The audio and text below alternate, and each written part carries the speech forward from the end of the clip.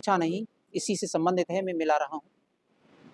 जैसे वहां भी अगरबत्ती जलाते हैं, बुद्ध के सामने भी जलाते हैं, वहां भी फूल चढ़ाते हैं, यहाँ भी फूल चढ़ाते हैं, वहां भी दीपक जलाते हैं, यहाँ भी दीपक जलाते हैं। इसमें भी जमीन आसमान का अंतर है। वहां जो करते हैं वो यही सोचकर करते हैं कि ये मूर्ति इसका उपभोग करेगी और ये हमसे खुश होगी और हमको कुछ देगी।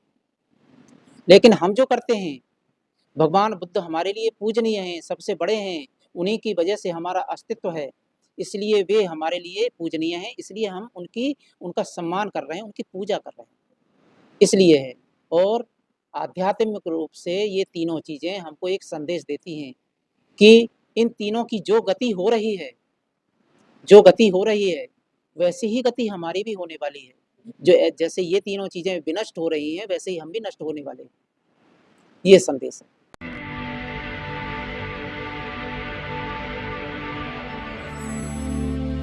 जय भीम। मैं मेवालाल और आप देख रहे हैं बहुजन समय।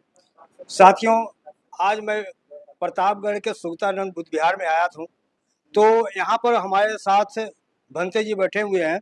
यो मैं इससे समझूंगा कि आखिर बुद्ध का ज्ञान जो है वो इतना सूक्ष्म है, इतना बारीक है कि लोग कम समझते हैं। और जबकि हिंदू धर्म जो है देश में प्रचलन हो रहा है, बुद्ध धर्म का पतन हो चुका है। तो मैं इससे समझूंगा कि आखिर जो बुद्ध का ज्ञान है और भगवान बुद्ध जो है उनके बारे में समझूंगा कि आखिर क्या है बुद्ध। भंते जी, सबसे पहले आपको नमो बुद्धाय, जय भीम। नमो बुद्धाय। सबके लिए मंगल कामनाएं आपके चैनल के द्वारा, सब सुखी हों। जी भंते जी, आपसे मैं समझना चाह रहा हूँ, क्या बुद्ध सिर्फ एक धर्म गुरु थे या मानवता के असली शिक्षक? दोनों कह सकते हैं, दोनों ही हैं। धर्मगुरु इसलिए हैं कि उन्होंने लोगों को धर्म का रास्ता दिखाया, धर्म के रास्ते पर लाए, इसलिए धर्मगुरु। और मानवता के गुरु कह सकते हैं, वो इसलिए हैं क्योंकि मानवीय मूल्य हैं, मानवीय गुण, उनको बाहर उनको विकसित करने का तरीका भगवान बुद्ध ने बताया, इसलिए वो महामानव हैं। तो आप उनको एक शिक्षक के रूप में देख सकते हैं, एक धर्म के रूप में उनको आप मान सकते हैं? धर्मगुरु और शिक्षक एक ही होता है। हम समझते नहीं, इसलिए अलग अलग अर्थ करके लोगों को बता देते हैं और अलग अलग समझ लेते हैं, ये दिक्कत है। इसलिए शिक्षक यानी कि शिक्षा देने वाला शिक्षा क्या होती है, जो सही रास्ता दिखाने वाला है वो शिक्षक है। और धर्मगुरु है धर्म के रास्ते पर लाने वाला, धर्मगुरु तो एक ही बात है। सर भंते जी, बुद्ध का असली उपाधि तर्क, करुणा और विज्ञान का प्रतीक क्यों मानी जाती है? बुद्ध ये गुणवाचक शब्द है। बुद्ध है जिसके पास बुद्धि है, और बुद्ध के लिए बुद्ध गुणवाचक है, तो इसके बहुत सारे गुण हैं। हमारे यहाँ बुद्ध वंदना है, इतिपिसो भगवा अरहं सम्मा संबुद्धो विद्याचरण संपन्नो सुगतो लोक विदु अनुत्तरो पुरुष दम्भ सारथी सत्ता देव मनुष्यानंग बुद्धो भगवाति। अर्थात ऐसे हैं भगवान बुद्ध जो अंधकार में पड़े हुए हैं, अकुशल कर्म में लगे हुए हैं, पतन के रास्ते पर जा रहे हैं, उनको जैसे सारथी होता है, उसके पास चाबुक होता है, वो चाबुक के द्वारा जो भी जीव होता है उसको सुधारता है, चाहे वो घोड़ा हो, हाथी हो, कोई भी जीव हो, उसका जो वाहन होता है उसको सुधारता है। ऐसे ही सम्यक संबुद्ध हैं, वो हमको अर्थात मनुष्यों को, साधारण मनुष्यों को के जो राग है, द्वेष है, मोह है, इनका दमन करके सीधे रास्ते पर लगाने वाले हैं। ऐसे हैं, इसीलिए उनको जगत शास्त्रा कहा जाता है, अर्थात लोक गुरु कहा जाता है, क्योंकि भगवान बुद्ध ने जो कुछ कहा है वो एक व्यक्ति के लिए या 10 व्यक्ति के लिए नहीं कहा, वो सबके लिए कहा है। अर्थात जो इस संसार में नहीं है, जो इस संसार में हैं, जो इस संसार में आने वाले हैं, सबके लिए जो भगवान ने बोला है वो सबके लिए उनका एक जैसा है, जिसको साधारण मनुष्य के लिए हम पंचशील के नाम से बोलते हैं कि भगवान ने पंचशील दिए, तो वो सबके लिए एक जैसे हैं, किसी में कोई भेदभाव नहीं, चाहे कोई काला हो, गोरा हो, लंबा हो, ठिकना हो, राजा हो, रंक हो, किसान हो, मजदूर हो, कोई भी हो, कोई ऊंच नीच नहीं, कोई भेदभाव नहीं, सबके लिए एक जैसा ही भगवान बुद्ध ने कल्याणकारी रास्ता बताया है, जिस पे चल के लोग अपना कल्याण कर सकते हैं, अपने दुखों से मुक्ति पा सकते हैं। इसलिए बुद्ध क्या हैं? लोक गुरु हैं, जगत शास्ता हैं। जी सर, बुद्ध को भगवान कहना क्या उनके मूल शिक्षाओं का अपमान है? ऐसा तो अज्ञानी लोग करते हैं। वो भगवान के बारे में जानते ही नहीं, भगवान क्या है। हमारे साहित्य में भगवान ही शब्द भरा पड़ा है। ये पाली भाषा का शब्द है, ये गुणवाचक शब्द है, दो शब्दों से मिलके बना है, भग प्लस वान। भग माने काट देना, टुकड़े टुकड़े कर देना, वान माने बंधन, यानी कि तृष्णा। जिन्होंने अपनी तृष्णा को काट दिया, छिन्न भिन्न कर दिया, नष्ट कर डाला, वे होते हैं भगवान। ये व्याकरण के अनुसार गुणवाचक है। कोई क्या समझता है भगवान के बारे में, वो उसका है, हमसे क्या लेना देना किसी और से। इसीलिए बुद्ध ही भगवान है इस संसार में। ये गुण केवल बुद्ध के अंदर है, अन्य किसी के अंदर नहीं है। क्या बुद्ध की पहचान आज के समय में संभव है? ये तो बहुत बड़ा प्रश्न आपने पूछ लिया। ये मेरे बस की बात नहीं है कि मैं इसका उत्तर दे पाऊँ। बस इतना मैं जानता हूँ कि इसके लिए तो बहुत कठिन जन्मों जन्मों तक तपस्या करनी पड़ेगी, तब इस चीज़ को हम समझ पाएंगे, पहचान कर पाएंगे। लेकिन इतना जरूर है कि अतीत में बहुत से बुद्ध हुए, ये सम्यक संबुद्ध ने हमको बताया, हमारे गुरु ने बताया, जिनके अनुशासन में हम आज हैं। और उन्होंने ये भी बताया है कि आगे भी बुद्ध होंगे। इसीलिए बुद्ध वंदना में ही आता है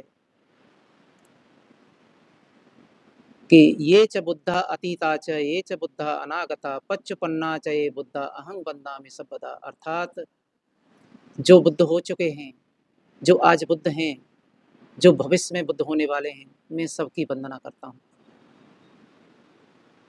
क्या भंते जी, बुद्ध को राजा की तरह पूजना सही है या शिक्षक की तरह उनको अपनाना है? दोनों बातें ठीक हैं, क्योंकि भगवान बुद्ध धर्मराज हैं और वो सबसे बड़े वैद्य हैं, क्योंकि मानसिक बीमारियों को दूर करने वाले हैं, और सबसे बड़े शिक्षक हैं। दोनों बातें सही हैं। भंते जी, जैसा कि बहुत से दर्शक और हम जहाँ जाते हैं पूछते हैं कि हिंदू धर्म और बौद्ध धर्म में कोई अंतर नहीं है। जैसे हिंदुओं में हनुमान चालीसा पढ़ते हैं, अगरबत्ती दिखाते हैं, उसे बुद्ध का वंदना करते हैं, अगरबत्ती दे, तो अंधविश्वास तो दोनों में क्या इसमें डिफरेंस है? ये हमको अज्ञानता बस ऐसा लगता है। बुद्ध ने सुनने सुनाने के लिए, याद करने के लिए नहीं कहा है, बुद्ध ने चलने के लिए कहा है। उदाहरण के लिए आपको दिल्ली जाना है, तो आप यहाँ से दिल्ली जाना पड़ेगा। आपको अगर दिल्ली यूनिवर्सिटी देखनी है तो आपको दिल्ली यूनिवर्सिटी के लिए प्रतापगढ़ से जाना पड़ेगा। और ये कोई बता दे, आप भी देख लो, किताब में पढ़ लो कि दिल्ली का रास्ता ये है, दिल्ली ऐसी है, दिल्ली यूनिवर्सिटी ऐसी है, तो आप कहते रहो। देखी नहीं ना आपने। जैसे आम का फल है, कभी आपने आम का फल देखा है लेकिन उसको चखा नहीं, खाया नहीं, तो आप उसके स्वाद को क्या जानो। तो लोग ऐसी ही बातें करते हैं, उसी में फंसे हुए हैं। तो जो दूसरे हैं, जिसका आपने नाम लिया, वे केवल नाम लेने को, रटने को ही धर्म समझते हैं। लेकिन हमारे यहाँ सबसे पहले त्याग, त्याग के बाद तपस्या, तपस्या करने से, अर्थात यहाँ से दिल्ली के लिए चलने से आप दिल्ली यूनिवर्सिटी पहुंचेंगे। तो ऐसे ही भगवान बुद्ध ने चलने का रास्ता बताया है। तो भगवान ने बताया है कि इस संसार में दुख है, और दुख किसी न किसी कारण से है। ये दूसरा। तीसरा कारण है तो फिर इसका निवारण भी है। फिर चौथा है इस दुख को दूर करने वाला रास्ता। तो रास्ता मीन्स चलने के लिए, न कि याद करने के लिए। तो भगवान बुद्ध ने दुख को दूर करने का रास्ता बताया, और इसी तरह इसलिए इतना अंतर है। अब इतने से ही समझ लीजिए आप। सर ये थोड़ा सा और हमें दर्शकों को समझा दें, क्यों हमारे दर्शक बहुत कंफ्यूज हो जाते हैं कि जैसे हिंदुओं में जाके लड्डू चढ़ा देते हैं, प्रसाद चढ़ा देते हैं, पैसा चढ़ा देते हैं, बुद्ध के भी आ रहे पैसा चढ़ा जाते हैं, उसमें पैसा चढ़ाना और इसमें पैसा चढ़ाने में अंतर क्या है? हाँ, देखिए, पैसा जो उपयोग में आता है वो वर्तमान में जो लोग होते हैं वही उसका यूज करते हैं। बुद्ध शारीरिक रूप में इस संसार में नहीं है, वो निर्वाण को प्राप्त हो चुके हैं। तो वे न तो हमारा पैसा लेंगे न कुछ खाएंगे। अगर उनको लड्डू चढ़ाया जाए तो लड्डू नहीं खाएंगे, भोजन दिया जाए भोजन नहीं लेंगे, पानी दिया जाए पानी नहीं लेंगे। लेकिन वो हमारे लिए पूजनीय है। हम चीवरधारी हैं, हमको जो भोजन मिलता है वो बुद्ध के कारण मिलता है, क्योंकि हम बुद्ध पुत्र हैं, बुद्ध के बताए हुए रास्ते पर चल रहे हैं, त्याग तपस्या कर रहे हैं। लोग देखते हैं, उनमें श्रद्धा उत्पन्न होती है, तो वो देखते हैं कि अरे इन्होंने तो सब कुछ त्याग दिया है, तो इनको भोजन की भी आवश्यकता है, जीवित रहना है तो भोजन की भी आवश्यकता है, पैसे की भी आवश्यकता है क्योंकि कहीं जाना है या कोई दवाई खरीदनी है और कुछ चीज़ों की ज़रूरत है तो पैसा भी देना चाहिए, तो लोग देते हैं। इस कारण से देते हैं। लेकिन बुद्ध को अब थोड़ा सा और चीज़ें जो आपने प्रश्न पूछा नहीं, इसी से संबंधित है, मैं मिला रहा हूँ। जैसे वहाँ भी अगरबत्ती जलाते हैं, बुद्ध के सामने भी जलाते हैं। वहाँ भी फूल चढ़ाते हैं, यहाँ भी फूल चढ़ाते हैं। वहाँ भी दीपक जलाते हैं, यहाँ भी दीपक जलाते हैं। इसमें भी जमीन आसमान का अंतर है। वहाँ जो करते हैं वो यही सोचकर करते हैं कि ये मूर्ति इसका उपभोग करेगी और ये हमसे खुश होगी और हमको कुछ देगी। लेकिन हम जो करते हैं, भगवान बुद्ध हमारे लिए पूजनीय हैं, सबसे बड़े हैं, उन्हीं की वजह से हमारा अस्तित्व है, इसलिए वे हमारे लिए पूजनीय हैं, इसलिए हम उनका सम्मान कर रहे हैं, उनकी पूजा कर रहे हैं, इसलिए है। और आध्यात्मिक रूप से ये तीनों चीज़ें हमको एक संदेश देती हैं कि इन तीनों की जो गति हो रही है वैसी ही गति हमारी भी होने वाली है। जो जैसे ये तीनों चीज़ें विनष्ट हो रही हैं वैसे ही हम भी नष्ट होने वाले हैं, ये संदेश है। बंते जी लास्ट सवाल ये है कि हमें दर्शकों को ये समझाएं, जैसे बहुत से लोग कहते हैं कि बौद्ध धर्म क्यों पतन हुआ, लुप्त हो गया है, जबकि विदेशों में इसको लोग मानते हैं, जबकि देश में पैदा हुआ बौद्ध धर्म, लेकिन यहाँ एकदम लुप्त है, इसका कारण क्या है आप मानते हैं? आपने देखा होगा एक कहावत है, दीपक तले अंधेरा, तो यही चीज़ यहाँ भी लागू होती है। यहाँ पैदा हुआ, यहाँ पनपा, विदेशी लोगों ने इसको पकड़ा। वे लोग उस समय विदेशी लोग यही कहते हैं कि हम लोग तो जंगली थे, हमको कुछ होश ही नहीं था, हम क्या कर रहे हैं क्या नहीं कर रहे हैं, कैसे क्या खाना चाहिए क्या नहीं खाना चाहिए। लेकिन जब से हमको भगवान बुद्ध की वाणी मिली, धर्म मिला, तो हम इंसान बन गए। इसलिए वो लोग नहीं छोड़ते और जैसा भगवान ने कहा उसी रास्ते पर बिल्कुल वैसे के वैसे चलते हैं, अपना कुछ मिलावट नहीं करते। लेकिन हम लोग ऐसे ही हैं, स्वभाव से ऐसे हैं कि बुद्ध ने जो बताया उस रास्ते पर हम नहीं चलेंगे, हम नहीं चले, न चलने के कारण इसका पतन हुआ। जो हर जगह विरोधी लोग होते ही हैं, विरोधी लोगों की संख्या बढ़ी, वो ताकतवर हुए, उन्होंने जो प्रतीक थे, जो भी चीज़ें थी उनको नष्ट किया, लोगों को प्रताड़ित किया, तो धीरे धीरे लोग उसमें उलझ गए, तो धर्म से दूर हो गए। जब कहीं भी आप भी कहीं उलझ जाएंगे, कोई व्यक्ति आपको उलझा देगा, तो आप जैसा बहुत से लोग कहते हैं कि बौद्ध धर्म में जो बाबा साहब ने 22 प्रतिज्ञाएं दिया, वो 22 प्रतिज्ञा की जरूरत नहीं, केवल पंचशील कर लिया, बौद्ध धर्म अपना लिया है। क्या बाबा साहब ने गलत किया 22 प्रतिज्ञा देकर के? बाबा साहब ने गलत नहीं किया, बाबा साहब ने सही किया। और जो लोग इस बात को कहते हैं कि 22 प्रतिज्ञाओं की आवश्यकता नहीं है, वो अपनी जगह पर वो भी सही है, क्योंकि 22 प्रतिज्ञा बाबा साहब ने इसलिए दी थी क्यों उनके साथ जैसा हमको इतिहास में मिलता है, बड़े लोगों से सुनते हैं, बाबा साहब ने दीक्षा लेने के बाद लगभग 5 लोगों को दीक्षित करवाया था, लेकिन वो सभी लोग एकदम नए थे, बाबा साहब धर्म के बारे में सब कुछ जानते थे, वे लोग कुछ नहीं जानते थे। बाबा साहब ने देखा कि मेरी आयु अधिक नहीं है, तो इनके लिए ऐसा कुछ मैं प्रबंध कर दूं कि जिससे ये वापस न जाने पावे, क्योंकि इनको तो कुछ पता ही नहीं है ना। दूसरा फिर इनको बहला फुसला लेगा, फिर गलत रास्ते पर ले आएगा। इसलिए 22 प्रतिज्ञाओं की रचना की। उनके 3 हिस्से हैं, 22 प्रतिज्ञाओं में 3 हिस्से हैं। एक ये है कि हमको क्या नहीं करना चाहिए, पहला हिस्सा वो है। बीच का हिस्सा है क्या करना चाहिए। तीसरा हिस्सा है जो करना चाहिए उसका हमको संरक्षण करना है, कैसे करना है। यही 3 हिस्से हैं 22 प्रतिज्ञाओं के, और कुछ नहीं। जो कहते हैं कि 22 प्रतिज्ञाओं की आवश्यकता नहीं है, वो अपनी जगह पर इसलिए सही है कि अब बहुत संख्या में लोग जान गए धर्म क्या है।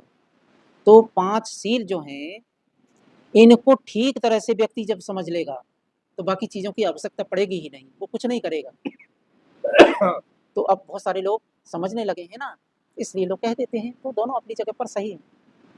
तो बंते जी, लास्ट एक सवाल मेरे मन तो बहुत है, लेकिन आपसे रहा नहीं जा रहा कितना आपसे पूछूं, लेकिन चलो लास्ट सवाल एक और रह गया कि जैसे बहुत से लोग कहते हैं कि बौद्ध धर्म बहुत श्रेष्ठ धर्म था, लेकिन जब से बाबा साहब ने इसको अपनाया ये तुच्छ हो गया, बाबा साहब की वजह से ये हीन हो गया।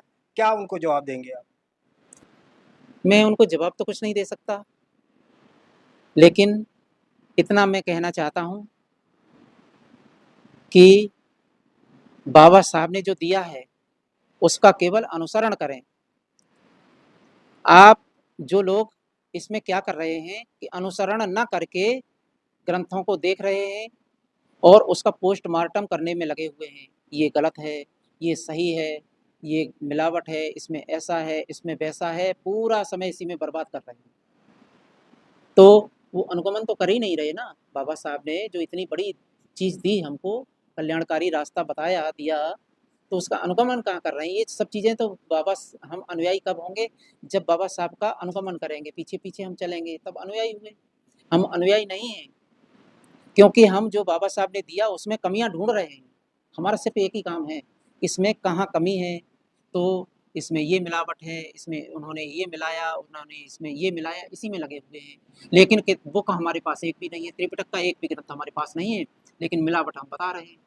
तो हम ये भी उनसे पूछते हैं कि कौन सा ग्रंथ है उनके पास जो ये साबित करता है कि त्रिपिटक में मिलावट है उनके। तो भाई हो सकता है उनके पास कोई ओरिजिनल त्रिपिटक हो, तभी ऐसी बात कहते हो। तो हम तो तुच्छ हैं, हम तो कुछ भी नहीं है जो भगवान बुद्ध की वाणी में कमी निकाल दें, हेर फेर कर सकें। ये तो हमारा तो फिर मरना ज़्यादा अच्छा है।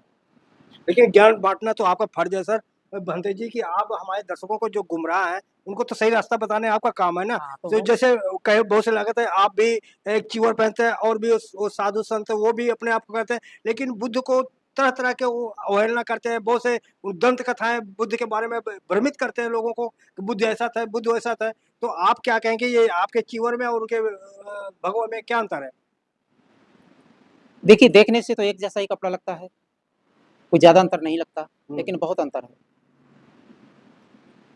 इस चीवर को पहनने वाला व्यक्ति पहले तो गृह त्यागी होता है, उसके बाद भगवान ने जो कहा है कि इसको करो, यानी कि पाणाति पाता वीरमणि सिक्खापदं समादयामि, अर्थात मैं प्राणी हिंसा से विरत रहने की शिक्षा ग्रहण करता हूँ। तो जो चीवरधारी है उसी में लग जाता है कि कैसे भी मुझसे प्राणी हिंसा ना हो, उसमें लगा रहता है, लगा रहता है, लगा रहता है। तो सोते समय भी उससे प्राणी हिंसा नहीं होती, प्रैक्टिस हो जाती है ना। जैसे हम लोग हैं तो सबको मच्छर काटते हैं, तो हमको भी काटते हैं ना। तो उसका तरीका क्या है, या तो हम मच्छरदानी में सोएं, या फिर ध्यान साधना कर रहे हैं, बैठे हैं, तो जो साधारण व्यक्ति है वो तो मच्छर आया, मच्छर बैठा, तुरंत उसका हाथ कैसे जाएगा, ऐसे, ठीक है ना, ऐसे ही पड़ेगा ना। सबका यही हाल है, लेकिन हमारा ऐसे नहीं पड़ सकता कि जिससे मच्छर मर जाए, ऐसे हो ही नहीं सकता। तो हम ऐसे करते हैं कि मच्छर वो अपने आप उड़ जाए, अपने आप ऐसे ही होता ही है। तो जब हम सो रहे होते हैं तब भी हम लोग जो है चीवरदारी होश में होता है, जब मरता है अंतिम समय पर भी होश में मरता है। इसलिए सदगति के लिए ये प्रयत्न किया जाता है। तो हम भी यही चाहते हैं कि सब लोग भगवान बुद्ध की वाणी का अनुगमन करें, उस पर चलें, उसमें कमियां ना ढूंढें। हम इतने ज्ञानी नहीं हैं कि भगवान बुद्ध की वाणी में कमियां ढूंढ लें या फिर बाबा साहब अम्बेडकर में के अंदर कोई कमी ढूंढें। हम इतने योग्य नहीं हैं। चलते चलते बनते जी, एक थोड़ा मेरे मन में एक सवाल है, क्या जो हमारे बुद्ध को मानने वाले उनको मांस भक्षण करना चाहिए? ये प्रश्न पूछने लायक नहीं है और ना उत्तर देने लायक, इसलिए क्योंकि इस संसार में लोग जीवित रहने के लिए भोजन करते हैं। जो कुछ भी खाते हैं वो जीवित रहने के लिए खाते हैं। तो भोजन दो तरह का होता है कि एक शाकाहारी, एक मांसाहारी। जिनके पास बुद्धि है, विवेक का इस्तेमाल करते हैं, वो इन चीजों को समझते हैं। जो विवेक का इस्तेमाल नहीं करते हैं, नहीं समझते, वो न तो आपकी बात को समझेंगे, आप चाहे हाँ करें या मना करें, उनकी समझ में नहीं आएगा और मेरी भी बात उनकी समझ में आने वाली नहीं। मैंने उत्तर आपको दे दिया है कि दो तरह के आहार हैं, एक मांसाहार, एक शाकाहार, और ये दोनों चीज व्यक्ति जीवित रहने के लिए प्रयोग करता है। बनते जी, आपको बहुत बहुत धन्यवाद। आपने हमारे सभी सवालों का दिया। बहुत सवाल थे लेकिन मेन चीज पूछ लिया। जिस तरह से जो आपके सवाल थे, मैंने कोशिश सभी सवालों का मैं कोशिश किया हूँ बनते जी से पूछूं, और बनते जी बेधड़क वो सारे उत्तर दिया उन्होंने।